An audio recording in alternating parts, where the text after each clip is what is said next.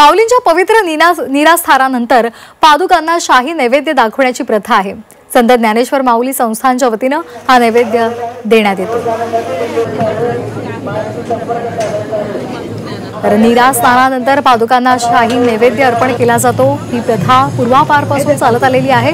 संत ज्ञानेश्वर माऊली संस्थानच्या वतीने हा नैवेद्य अर्पण केला जातो। या नैवेद्याची कशी तयारी केली जाते याचा आढावा घेतला आमचे प्रतिनिधी निलेश खरमरे यांनी। पाहूयात। रामकृष्ण हरी मंडळी, आज संत ज्ञानेश्वर माऊलींचं शाही निरास्नान होतंय आणि त्यापूर्वी या ठिकाणी एक नैवेद्य दाखवला जातो। शाही नैवेद्य त्याला म्हणतात आणि त्या नैवेद्याची तयारी आहे ती या ठिकाणी सुरू झालेली आपल्याला पाहायला मिळत आहे। संस्थांचा हा तंबू आहे। या तंबूमध्ये विशिष्ट प्रकारे माऊलींच्या चरणी जो नैवेद्य दाखवला जातो त्या नैवेद्याची या ठिकाणी आता लगबग आपल्याला पाहायला मिळते। आज पंचपक्वानांचा नैवेद्य असतो, तो महत्त्वाचा नैवेद्य आज या ठिकाणी दाखवला जातो आणि हा नैवेद्य तयार करण्यासाठी नऊवारी साडू नेसूनच या ठिकाणी पारंपरिक पद्धतीनेच या ठिकाणी नैवेद्य आहे तो बनवला जातो। नेमकं आज नैवेद्यामध्ये काय असणार आहे आपण जाणून घेऊया।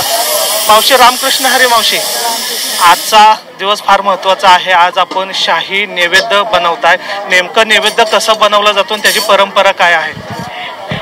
आज आम्ही नेहमीप्रमाणे पुरणाची पोळी, मसाले भात आणि मटकीची भाजी, उसळ आहे, भजी करतोय आणि आज उशीर झाल्यामुळे पटकन कडबू करणार आहे, नाही तर नेहमी आम्ही पोळ्या करतो। आणि शेवयाची खीर आहे, लाडू, श्रीखंड असा आजचा नैवेद्य आहे। आणि कोशिंबीर, काकडीची कोशिंबीर आहे, चटणी आहे, भजी आहे। हा नेहमीप्रमाणेच आमचा नैवेद्य। पण नैवेद्य बनवताना तुम्हाला नऊवारी साडी आणि ते सोहळ्यामध्येच स्वयंपाक करावा लागतो?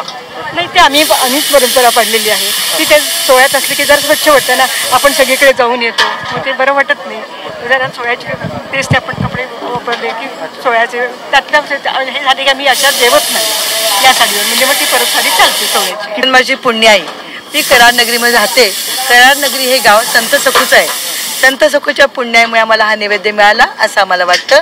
संतांची कृपा असल्याशिवाय संत आपल्या जवळ घेत नाहीत, ही एक त्याच्या मागे भावना आहे। 5 पक्वानं करत असताना पुरणाची पोळी, शेवयाची खीर, बेसनाचा लाडू आणि जे आपलं खावंसं वाटतं ना ते आम्ही माऊलीला करतो। पण आम्ही श्रीखंड ठेवले आणि आता म्हैसूर पाक आम्ही विशेष केला आहे, ते सगळं आम्ही करून ठेवले। आता इथं याच्या चटणी, कोशिंबीर, लिंबू, भाजी, 2 प्रकारच्या भाज्या हा सारा नैवेद्य करतो। यामध्ये आमचे 4 भटजी, ट्रस्टी आणि त्यांचे मानाचे मानकरी असा साधारणपणे 20 लोकांचा नैवेद्य करत असतो। व्हिडिओ जर्नलिस्ट सागर पाटील सह निलेश खरमरे, झी मीडिया, नेरे।